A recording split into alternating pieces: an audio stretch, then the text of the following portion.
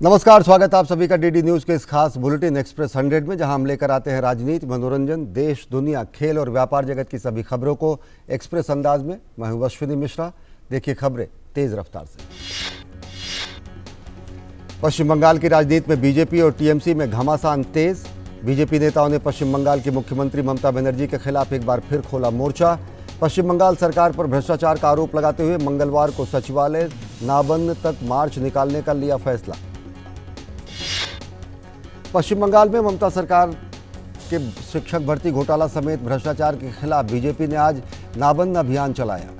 भाजपा का आरोप है कि राज्य सरकार ने अपने खिलाफ हो रहे इस अभियान को रोकने के लिए तमाम हथकंडे अपनाए। भाजपा कार्यकर्ताओं को हावड़ा सहित कई जगहों पर प्रदर्शन के दौरान पुलिस ने अनुमति नहीं दी, तो रानीगंज और दुर्गापुर सहित कई जगहों पर ट्रेन से आ रहे भाजपा कार्यकर्ताओं को पुलिस ने रोकने का प्रयास किया। ममता सरकार के खिलाफ आंदोलन में शामिल होने के लिए भारी बारिश के बावजूद हजारों की संख्या में भाजपा के कार्यकर्ता पुरुलिया, बांकुरा और जंगलमहल जिलों से कोलकाता पहुंचे। करीब 3000 लोग हावड़ा स्टेशन पहुंचे। जुलूस को रोकने के लिए पुलिस ने शहर को चारों ओर से घेर लिया। कोलकाता में नाबंद चलो अभियान में हिस्सा लेने के लिए भाजपा कार्यकर्ताओं के कोलकाता जाने को पुलिस ने रोका, और जिसके बाद भाजपा कार्यकर्ताओं और पुलिस के बीच बोलपुर रेलवे स्टेशन पर झड़प हुई। पुलिस ने कार्यकर्ताओं को हिरासत में लिया। पश्चिम बंगाल में नाबंद चलो अभियान के बीच हावड़ा के सांतरागाछी इलाके में भाजपा कार्यकर्ताओं को रोकने और तितर बितर करने के लिए पुलिस ने वाटर कैनन का उपयोग किया और आंसू गैस के गोले दागे। भाजपा के नाबंद चलो अभियान में शामिल होने के लिए भाजपा कार्यकर्ता नावों का उपयोग कर कोलकाता पहुंचे। पश्चिम बंगाल में भाजपा के नाबंद चलो अभियान के मद्देनजर पुलिस की बैरिकेडिंग की वजह से हावड़ा ब्रिज पर ट्रैफिक जाम हो गया। कोलकाता में राज्य सरकार के खिलाफ भाजपा का नाबंद चलो अभियान में हिस्सा ले रहे राज्य विधानसभा में विपक्ष के नेता शुभेंदु अधिकारी को पुलिस ने हिरासत में ले लिया। पश्चिम बंगाल विधानसभा में विपक्ष के नेता शुभेंदु अधिकारी ने कोलकाता में कहा कि शांतिपूर्ण आंदोलन है, ये भ्रष्टाचार और बेरोजगारी का मुद्दा है। बंगाल की जनता ममता के साथ नहीं है और साथ ही वो बंगाल में उत्तर कोरिया की तरह तानाशाही कर रही है। मार्च की अनुमति नहीं मिलने पर बंगाल भाजपा अध्यक्ष एस मजूमदार ने कहा कि जनता चोरों से प्रदर्शन करने की अनुमति क्यों लेगी। पुलिस टीएमसी कैडरों की तरह व्यवहार कर रही है। सभी को सस्ती, सुलभ और गुणवत्तापूर्ण दवा उपलब्ध हो सके, इसके लिए जरूरी दवाओं की नई सूची जारी की गई है। नई सूची को केंद्रीय स्वास्थ्य मंत्री डॉक्टर मनसुख मंडाविया ने जारी किया। इस सूची में 384 दवाओं को शामिल किया गया है। सूची में 34 नई दवाओं को शामिल किया गया है, वहीं पुरानी लिस्ट की 26 दवाओं को हटाया भी गया है। दवाओं की नई लिस्ट को 27 थेरेप्यूटिक श्रेणियों में बांटा गया है। ये सूची देश की जरूरतों को ख्याल में रखकर बनाई गई है। इस मौके पर स्वास्थ्य मंत्री ने कहा कि दवाओं की ये सूची देश के नागरिकों के स्वास्थ्य पर होने वाले खर्च को कम करेगी और दवाएं सस्ती और सुलभ होंगी। आवश्यक दवाओं की सूची में एंटी डायबिटिक, एंटी कैंसर दवाइयां और पेटेंट दवाइयों को शामिल किया गया है। कुछ एंटीबायोटिक को हटाया गया है और सूची में कुछ नए एंटीबायोटिक्स जोड़े गए हैं। इस सूची में कोविड की कोई दवा शामिल नहीं की गई है, क्योंकि इन दवाओं के अभी ट्रायल पूरे नहीं हुए हैं। राष्ट्रीय आवश्यक औषधि की नई लिस्ट में उन दवाओं को भी शामिल किया गया है जिनको भारत के रेगुलेटरी बॉडी ने मंजूरी दी है। लिस्ट को 350 विशेषज्ञों ने काफ़ी गहन विचार विमर्श के बाद तैयार किया। दवाओं की नई लिस्ट प्राथमिक स्वास्थ्य केंद्रों के अलावा सेकेंडरी, टर्सरी केयर के इलाज की ज़रूरतों को ध्यान में रखकर बनाई गई है। सेमीकंडक्टर मैन्युफैक्चरिंग क्षेत्र में निवेश को लेकर आज बड़ा ऐलान हुआ। भारत की वेदांता और ताइवान में स्थित दुनिया की सबसे बड़ी इलेक्ट्रॉनिक मैन्युफैक्चरिंग कंपनी फॉक्सकॉन ने एक बड़ा करार किया है। ये करार है गुजरात में सेमीकंडक्टर और फैब यूनिट स्थापित करने का। दोनों कंपनियों ने संयुक्त रूप से इलेक्ट्रॉनिक्स सेक्टर में 1.54 लाख करोड़ रुपए के निवेश का फैसला लिया है। इस समझौते से गुजरात में शुरू होने वाले प्रोजेक्ट में करीब 1 लाख लोगों को नौकरी मिली। समझौते पर हस्ताक्षर के समय आईटी, इलेक्ट्रॉनिक्स और कम्युनिकेशन मंत्री अश्विनी वैष्णव भी मौजूद रहे। उन्होंने गुजरात सरकार की दूरदर्शी सेमीकंडक्टर पॉलिसी की तारीफ की, जिससे राज्य में निवेश को आकर्षित करने में मदद मिली। प्रधानमंत्री नरेंद्र मोदी ने इस समझौते को भारत की सेमीकंडक्टर निर्माण महत्वाकांक्षाओं को गति देने वाला महत्वपूर्ण कदम बताया है। भारत ने सेमिकॉन इंडिया नाम से नए मिशन की शुरुआत की है, जिसमें $10 बिलियन की सरकारी मदद की घोषणा की गई है और भारत को सेमीकंडक्टर का मैन्युफैक्चरिंग हब बनाने का लक्ष्य रखा गया है, जिससे इलेक्ट्रॉनिक्स पर भारत के आयात की निर्भरता को कम किया जा सके। गुजरात के अहमदाबाद में रेल मंत्री अश्विनी वैष्णव ने साबरमती मल्टी ट्रांसपोर्टेशन हब का दौरा कर निरीक्षण किया। उन्होंने कहा कि मुंबई से अहमदाबाद तक बुलेट ट्रेन से पहले सेक्शन में काफ़ी अच्छी प्रगति हो रही है। रेल मंत्री ने कहा कि सभी स्टेशन पर तेजी से काम जारी है। वंदे भारत ट्रेन की टेस्टिंग में 100 किलोमीटर तक की स्पीड 52 सेकंड में पूरी की गई और 180 किलोमीटर तक की स्पीड पर भी ट्रेन स्टेबल है। सूचना एवं प्रसारण मंत्री अनुराग सिंह ठाकुर का महाराष्ट्र की कल्याण लोकसभा के अंबरनाथ नगर परिषद में विभिन्न स्थानों पर पार्टी कार्यकर्ताओं ने भव्य स्वागत किया। उन्होंने पन्ना प्रमुखों के साथ बैठक भी की। इस दौरान उन्होंने विभिन्न संगठनात्मक विषयों पर चर्चा की। सूचना प्रसारण मंत्री अनुराग सिंह ठाकुर ने महाराष्ट्र के कल्याण लोकसभा क्षेत्र के अपने 3 दिवसीय दौरे के अंतिम दिन नेवाली गांव पहुंचे और वहां उन्होंने ग्रामीणों से बात कर उनकी समस्याओं को जाना। इस दौरान वहां स्थानीय विधायक गणपत गायकवाड़ ने वहां की वस्तुस्थिति की जानकारी दी। स्वतंत्रता की 75वीं वर्षगांठ पर भारत की 7,500 किलोमीटर लंबी समुद्र तट रेखा की सफाई के लिए स्वच्छ सागर सुरक्षित सागर अभियान जारी है। केंद्रीय कार्मिक मंत्री जितेंद्र सिंह ने आज दिल्ली में इस विषय पर प्रेस वार्ता की। दरअसल इस अभियान के तहत 17 सितंबर अंतर्राष्ट्रीय तटीय स्वच्छता दिवस के अवसर पर 7,500 किलोमीटर लंबी समुद्र तटीय रेखा के प्रत्येक किलोमीटर पर 75 स्वयंसेवक सफाई अभियान में जुटेंगे। कुल 5.5 लाख लोग एक दिन और एक समय पर समुद्र किनारे जमा होंगे। पशुपालन और डेयरी मंत्री एल मुरुगन ने आज विश्व डेयरी सम्मेलन में हिस्सा लिया। सम्मेलन में भाग लेने के बाद उन्होंने पत्रकारों के सवालों का जवाब देते हुए कहा कि समिट का यहां होना बेहद बड़ा अवसर है, क्योंकि ये समिट करीब 50 साल बाद हो रही है। राजधानी दिल्ली में सोमवार को बोर्ड ऑफ ट्रेड बैठक का आयोजन वाणिज्य एवं उद्योग मंत्रालय द्वारा किया गया, जिसमें राज्यों के मंत्रियों के अलावा निजी उद्योग संगठन शामिल हुए। इस मौके पर मुख्य अतिथि केंद्रीय वाणिज्य एवं उद्योग मंत्री पीयूष गोयल रहे। उन्होंने कहा कि हमारा लक्ष्य राज्यों के साथ मिलकर परिवर्तनकारी कदम उठाकर देश को एक मजबूत राष्ट्र बनाना है। केंद्रीय निर्वाचन आयोग ने पंजीकृत गैर मान्यता प्राप्त 253 राजनीतिक दलों को चुनाव चिन्ह आदेश 1968 के तहत लाभ लेने से रोक दिया है। 86 पंजीकृत गैर मान्यता प्राप्त राजनीतिक दलों को सूची से हटा दिया गया है। 25 मई 2022 के बाद से अब तक 537 पंजीकृत अमान्य दलों पर कार्रवाई हो चुकी है। केंद्रीय अन्वेषण ब्यूरो सीबीआई ने जम्मू कश्मीर उप निरीक्षक भर्ती घोटाले के जांच के सिलसिले में 33 स्थानों पर छापेमारी की। ये छापे जम्मू, श्रीनगर, हरियाणा में करनाल, महेंद्रगढ़, रेवाड़ी, गुजरात में गांधीनगर, दिल्ली, गाजियाबाद और बेंगलुरु में मारे गए। घोटाले के सिलसिले में सीबीआई ने पिछले महीने भी छापेमारी की थी। सामान्य वर्ग के आर्थिक रूप से कमजोर अभ्यर्थियों को शिक्षा और सरकारी नौकरियों में 10% आरक्षण के खिलाफ दायर याचिकाओं पर सुप्रीम कोर्ट की संविधान पीठ ने सुनवाई शुरू कर दी है। याचिकाकर्ता की ओर से दलीलें रखी जा रही हैं। याचिकाकर्ता ने कहा कि आर्थिक आधार पर आरक्षण संविधान की मूल संरचना के खिलाफ है। उत्तर प्रदेश के मथुरा में भगवान श्री कृष्ण जन्मस्थान और शाही ईदगाह मस्जिद को लेकर लगातार जिला न्यायालय में सुनवाई का दौर जारी है।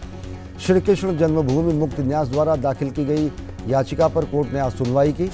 इस दौरान सुन्नी सेंट्रल बोर्ड को नोटिस तामील नहीं हुआ। कोर्ट ने नोटिस तामील न होने के कारण मामले में अगली सुनवाई 3 अक्टूबर को मुकर्रर की है। दिल्ली की साकेत कोर्ट ने कुतुब मीनार परिसर में पूजा का अधिकार देने की मांग से जुड़ी याचिका पर सुनवाई हुई। दोनों पक्षों ने अपनी दलीलें रखी। कुतुब मीनार परिसर में पूजा की इजाजत को लेकर 17 सितंबर के बाद फिर सुनवाई शुरू होगी। भाजपा ने आज एक बार फिर आम आदमी पार्टी को आड़े हाथों लिया। दिल्ली भाजपा के प्रदेश अध्यक्ष आदेश गुप्ता ने प्रेस वार्ता कर आम आदमी पार्टी पर भ्रष्टाचार और अपराधियों को संरक्षण देने का आरोप लगाया। दिल्ली के नजफगढ़ के नानकखेड़ी गांव में सरकारी स्कूल के बाहर गांव वाले भूख हड़ताल पर बैठे हैं। गांव की महिलाएं और पुरुष दिल्ली में केजरीवाल सरकार के स्कूल की जमीन पर केजरीवाल सरकार के प्रस्ताव का विरोध कर रहे हैं।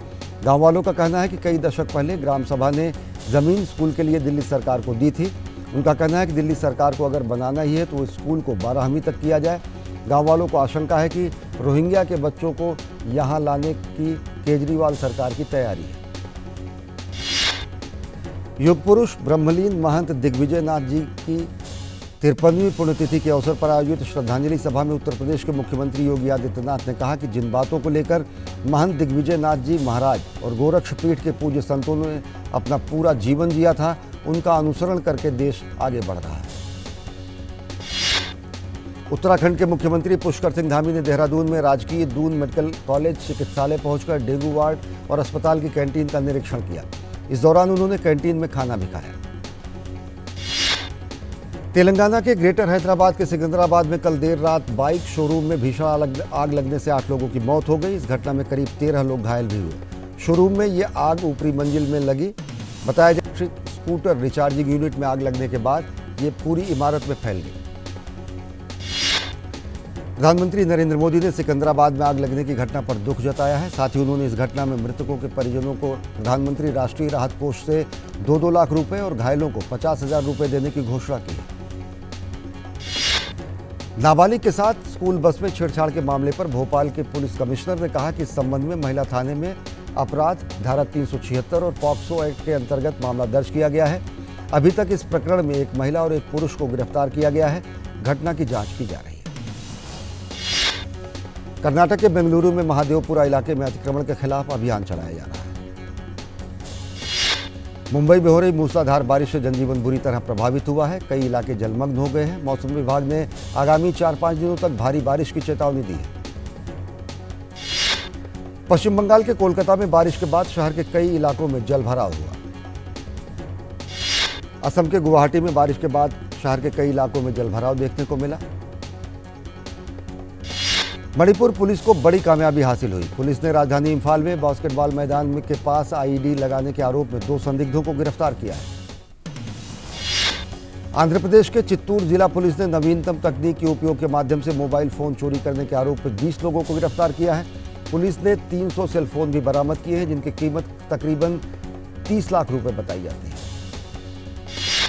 राजस्थान के जोधपुर में डीपीएस सर्कल पर टैंकर की चपेट में आने से 3 बाइक सवारों की मौत हो गई। एएसआई के मुताबिक हादसे में एक बच्ची और उनके पिता और एक चाचा की मौत हुई। बिहार के बेगूसराय में विभिन्न स्थानों पर अलग अलग गोलीबारी की घटनाओं में एक व्यक्ति की मौत हो गई, जबकि कई अन्य लोग घायल हो गए। पुलिस मामले की जांच कर रही है। कोविड महामारी के खिलाफ सबसे बड़े प्रभावी हथियार के रूप में शुरू किए गए टीकाकरण अभियान के तहत देश में अब तक 215.47 करोड़ से अधिक टीके की खुराक दी जा चुकी है। पिछले 24 घंटे में 21,67,000 से अधिक कोविड टीके लगाए गए। केंद्रीय स्वास्थ्य एवं परिवार कल्याण मंत्रालय के मुताबिक अब तक देश भर में पिछले 24 घंटे में 4,369 कोविड के नए मामले दर्ज किए गए। वहीं 24 घंटे में 5,178 मरीज उपचार करवाकर स्वस्थ हुए। देश भर में कोविड की टेस्टिंग जारी है। पिछले 24 घंटे में कोविड के 3,50,468 टेस्ट किए गए। 17 सितंबर से 1 अक्टूबर तक देश भर में टीबी मरीजों को गोद लेने का विशेष अभियान चलेगा। इस अभियान के तहत कोई भी व्यक्ति, संस्थान या जनप्रतिनिधि टीबी मरीज को गोद ले सकता है। 9 सितंबर को राष्ट्रपति द्रौपदी मुर्मू ने पीएम टीबी मुक्त भारत अभियान की शुरुआत की थी। और बुलेटिन में वक्त हो चला एक छोटे से ब्रेक का। देखते रहिए डीडी न्यूज।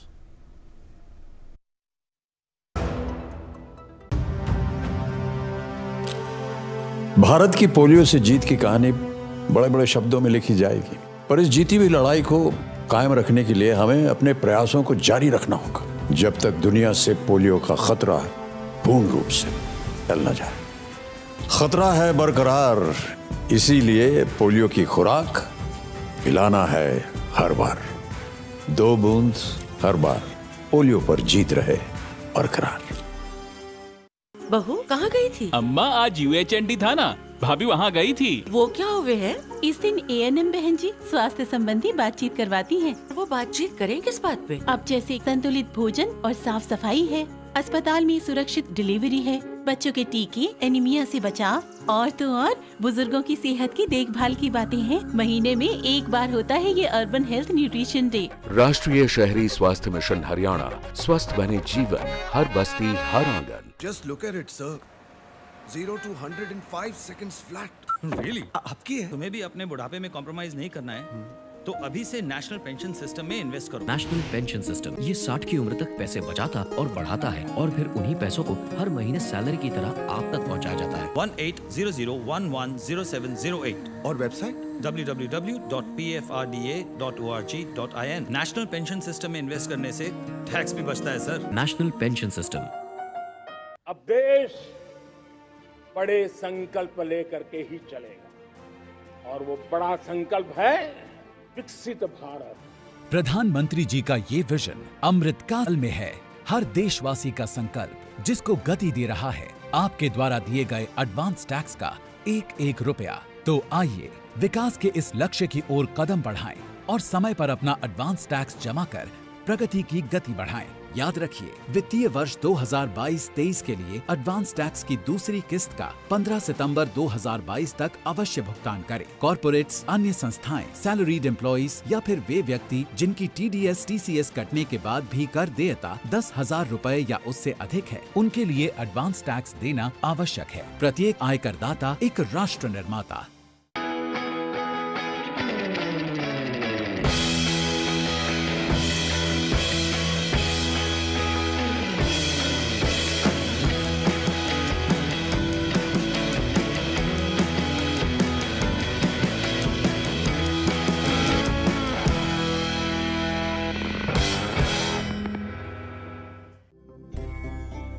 हमारा देश भारत आजादी का अमृत महोत्सव मना रहा है। आइए हम इस महोत्सव में भाग लें। मैं एक वकील हूँ। हमारा जीवन देश के नागरिकों को इंसाफ और न्याय दिलवाने में बीतता है, पर अब हम उन्हें न्याय दिलवाना चाहते हैं जिन्हें न्याय नहीं मिल पाता। मैं बात कर रहा हूँ उन सड़क पर रहते हुए बच्चों की जिन्हें आपने कई बार देखा होगा। कोई बच्चा दिव्यांग होता है, कोई बाल मजदूर, कोई परिवार से बिछड़ा। जब भी हम ऐसे किसी बच्चे को सड़क पर देखें तो ये हम सभी का देश के प्रति कर्तव्य है कि हम NCPCR के सिटीजन पोर्टल पर सूचना दें।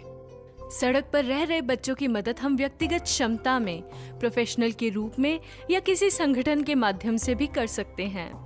व्यक्तिगत रूप से प्रोफेशनल सेवा देने के लिए आप NCPCR के बाल स्वराज पोर्टल पर जाकर खुद को व्यक्तिगत सेवाओं के लिए जैसे लीगल सेवा, मेडिकल सेवा, शिक्षा देने की सेवा आदि प्रदान करने के लिए रजिस्टर करें।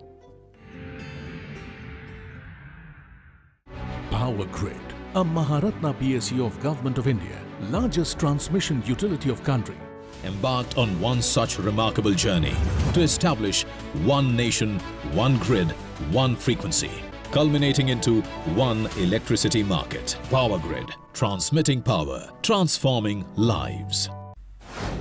Guided by the vision of Honorable Prime Minister Narendra Modi, the Ministry of Ayush is fully committed to digitize Ayush sector for the benefit of people. A range of digital platforms are developed to support professionals and public.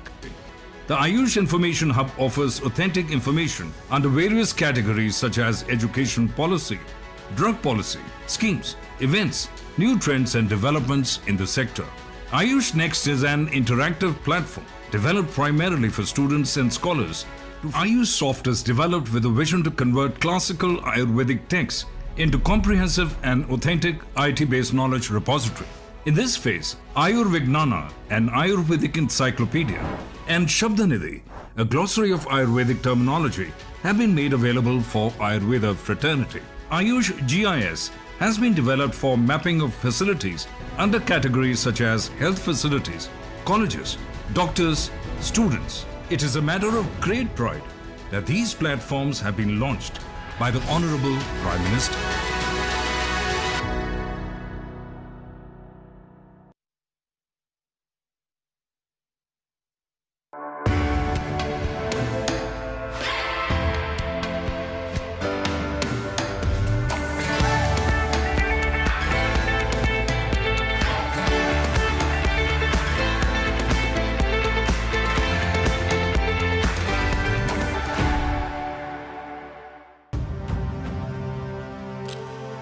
Bharat की polio से जीत की कहानी बड़े बड़े शब्दों में लिखी जाएगी, पर इस जीती हुई लड़ाई को कायम रखने के लिए हमें अपने प्रयासों को जारी रखना होगा जब तक दुनिया से पोलियो का खतरा पूर्ण रूप से टल न जाए। खतरा है बरकरार, इसीलिए पोलियो की खुराक पिलाना है हर बार। 2 बूंद हर बार पोलियो पर जीत रहे बरकरार। ब्रेक के बाद आप सभी का स्वागत करते हैं। देखते हैं कुछ और खबरें फटाफट अंदाज में। और खबर शेयर बाजार से। आज घरेलू शेयर बाजार में तेजी देखी गई। सेंसेक्स 456 अंक की बढ़ोतरी के साथ 60,571 पर आ गया। वहीं निफ्टी 134 अंक की बढ़ोतरी के साथ 18,070 पर बंद हुआ। स्थानीय शेयर बाजार में तेजी के चलते विदेशी मुद्रा बाजार में रुपया डॉलर के मुकाबले 36 पैसे चढ़कर 79 रुपये 17 पैसे प्रति डॉलर पर बंद हुआ। सराफा बाजार में आज सोने का भाव 314 रुपये की गिरावट के साथ 50,905 रुपये प्रति 10 ग्राम हो गया। वहीं चांदी 760 रुपये उछलकर 57,574 रुपये प्रति किलोग्राम हो गई। अंतर्राष्ट्रीय स्तर पर कच्चे तेल की कीमतें 0.95 डॉलर की गिरावट के साथ 93.11 डॉलर प्रति बैरल पर आ गई। लेकिन घरेलू स्तर पर आज पेट्रोल और डीजल के दाम में कोई बदलाव नहीं हुआ है। Telecom regulatory authority of India यानी ट्राई सभी टेलीकॉम कंपनियों को निर्देश दिया है कि मोबाइल रिचार्ज की वैधता को 28 दिनों के बजाय 30 दिन किया जाए। ट्राई ने इस निर्देश का पालन करने के लिए टेलीकॉम कंपनियों को 60 दिन का समय दिया है।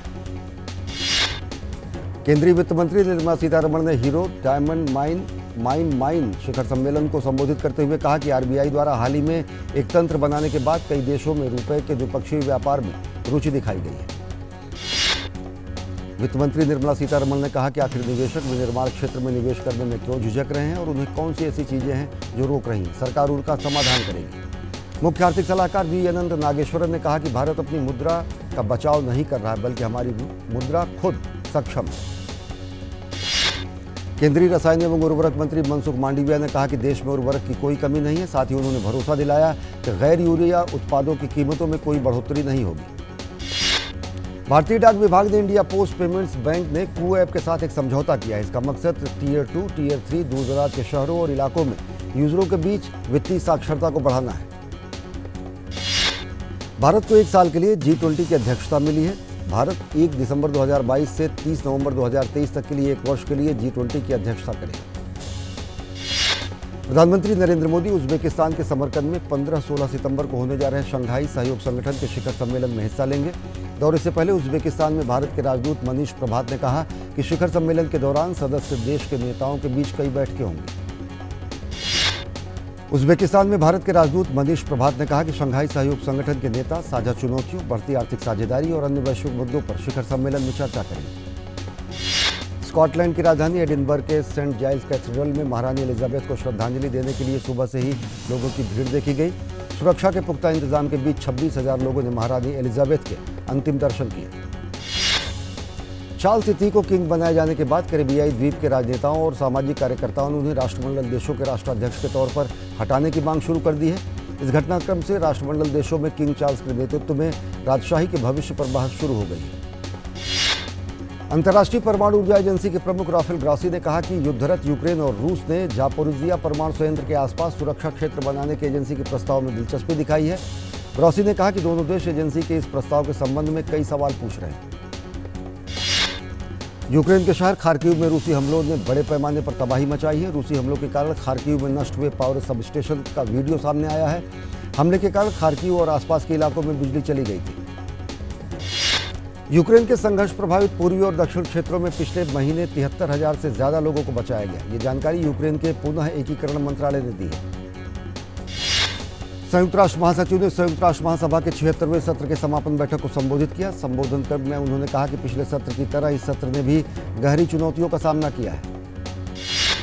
संयुक्त राष्ट्र के एक विशेषज्ञ ने कहा कि अफगानिस्तान में तालिबान के शासनकाल में मानवाधिकारों का उल्लंघन बढ़ा है। इनमें महिलाओं के अधिकारों के बड़े पैमाने पर सीमित करना और विपक्षी विचारों और आलोचकों के बदले कार्रवाई करना और उन्हें निशाना बनाना, अल्पसंख्यकों पर हमले और मीडिया पर प्रतिबंध लगाना शामिल है। कनाडा के ओंटारियो में हुई गोलीबारी की घटना में एक पुलिस अधिकारी समेत 2 लोगों की मौत हो गई। इस घटना में 3 अन्य लोग घायल हुए। इस सिलसिले में पुलिस ने एक संदिग्ध को हिरासत में लिया है। कनाडा के जंगल में बढ़ती आग के कारण वहां के सबसे पश्चिमी प्रांत ब्रिटिश कोलंबिया में वायु गुणवत्ता चेतावनी और निकासी के आदेश दिए गए हैं। इस आदेश के तहत ट्रांस माउंटेन तेल पाइपलाइन विस्तार परियोजना के एक शिविर आवास श्रमिकों के निवासी भी शामिल है। आर्मेनिया अजरबैजान के बीच ताज़ा खूनी संघर्ष में कम से कम 49 आर्मेनियाई सैनिकों के हताहत होने की खबर है। आर्मेनिया ने आरोप लगाया है कि तुर्की के घातक ड्रोन से लैस अजरबैजान ने सैनिक क्षेत्र में लगातार घुसने की कोशिश की है। आर्मीनिया अजरबैजान सीमा पर हुई गोलीबारी में 3 आर्मेनियाई नागरिक घायल हो गए, जिनमें एक की हालत गंभीर है। विलियम रूटो ने केन्या के राष्ट्रपति के रूप में शपथ ली है। शपथ ग्रहण समारोह में क्षेत्रीय राष्ट्राध्यक्षों सहित 10,000 लोगों ने हिस्सा लिया। हरमनप्रीत कौर एंड कंपनी के आगे इंग्लैंड के खिलाफ T20 सीरीज बचाने की चुनौती होगी। 3 मैचों की सीरीज का दूसरा मुकाबला आज। भारतीय टीम को पहले मैच में 9 विकेट से हार मिली थी। राधा यादव का दूसरे मैच में खेलना तय नहीं।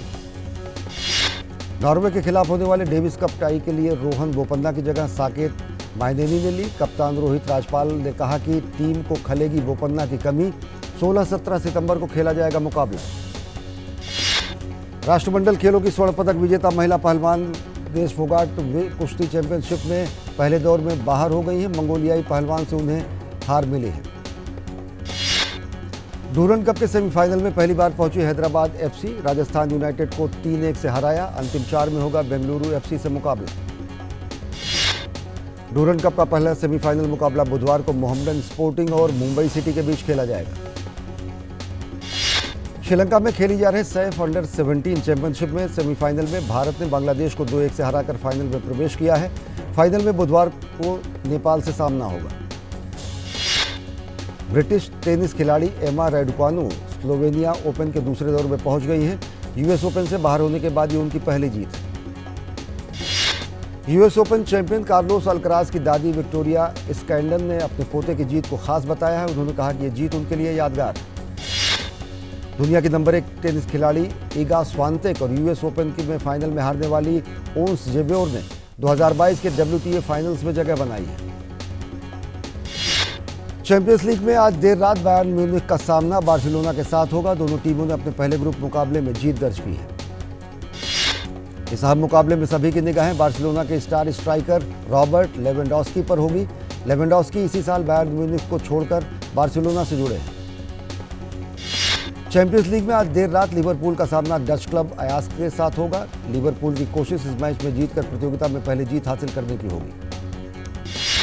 चैंपियंस लीग में लिवरपूल के पहले मुकाबले में नापोली के हाथों 1-4 से हार का सामना करना पड़ा था।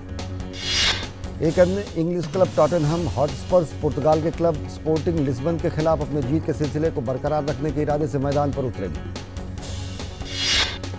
अमिताभ बच्चन और रश्मिका मंदाना की फिल्म गुड बाय का पहला गाना जयकाल महाकाल रिलीज हो गया है।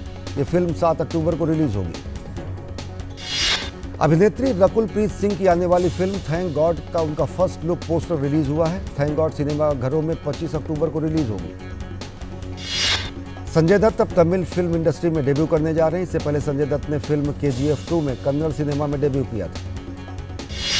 अभिनेता राहुल रॉय फिल्म प्यार हो गया का निर्माण करने जा रहे हैं। इस फिल्म में जान खान, ऋतु शिवपुरी, जरीना बहाव, मुश्ताक खान और गोविंद नामदेव मुख्य भूमिका में होंगे। वेब सीरीज हश हश का ट्रेलर रिलीज हो गया है। इस सीरीज से जूही चावला, आयशा जुल्का, सोहाली खान, कृतिका कामरा मुख्य भूमिका में नजर आएंगे। कंगना रनावत की फिल्म इमरजेंसी के एक और खास किरदार संजय गांधी का लुक सामने आया है। संजय गांधी का किरदार एक्टर विशाख नायर द्वारा निभाया जा रहा है। 74वें प्राइम टाइम एमी अवार्ड्स का भव्य आयोजन अमेरिका के लॉस एंजलिस शहर में किया गया। इस बार एमी अवार्ड्स माइक्रोसॉफ्ट थिएटर में आयोजित किए गए। टीवी सीरियल तारक मेहता का उल्टा चश्मा में शैलेश लोढ़ा की जगह लेने की तलाश खत्म हो गई है। मेकर्स ने उनकी जगह लेने के लिए सचिन श्रॉफ को चुना है। अभिनेता अनुपम खेर ने अपनी आगामी फिल्म ऊंचाई के सह कलाकार अमिताभ बच्चन और बोमन ईरानी के साथ तस्वीरें शेयर की हैं। अनुपम खेर ने इस खास मुलाकात के लिए सफेद शर्ट के साथ ग्रे सूट पहना हुआ है। दिल्ली पुलिस ने सुकेश चंद्रशेखर मामले में बॉलीवुड अभिनेत्री जैकलीन फर्नांडीज के लिए सवालों की लंबी सूची तैयार की है। उन्हें समन भेजकर पूछताछ के लिए बुलाया जाएगा। एक्सप्रेस न्यूज में फिलहाल इतना ही। देश और दुनिया की ताजा तरीन खबरों के लिए देखते रहिए DD न्यूज। नमस्कार।